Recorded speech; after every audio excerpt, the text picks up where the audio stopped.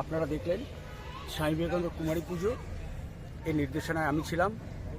মানে অনেক কঠিন সমস্যার মধ্যে থেকে এটা করেছিলাম।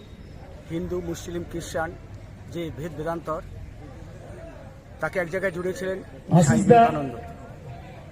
এই মহারাজজি সাংবাদিক উপরেই গীতি আলেখ্য থেকে নৃত্যনাট্য আজ দীর্ঘদিন চলচ্চিত্র হয়েছে। আমি সাংবাদিকতা এমন একটা পেশা,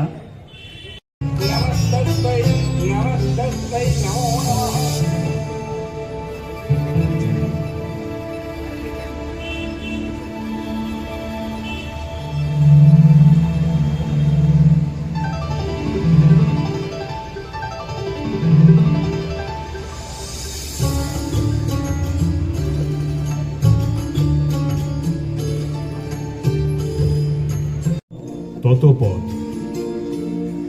শিবজ্ঞানে জীবের সেবা।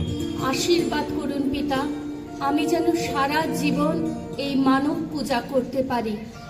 দেখো দেখো নিবেদিতা, আমার গুরুর কি অপার মহিমা।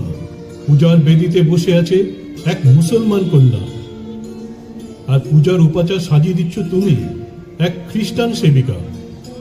আর এই দুর্গা প্রতিমাকে আবাহন করছি আমি, বিবেকানন্দ, এক হিন্দু বংশজাত বিবেকানন্দ। অপূর্ব অপূর্ব, আপনার এই মহান ব্যাখ্যায় আমি অভিভূত।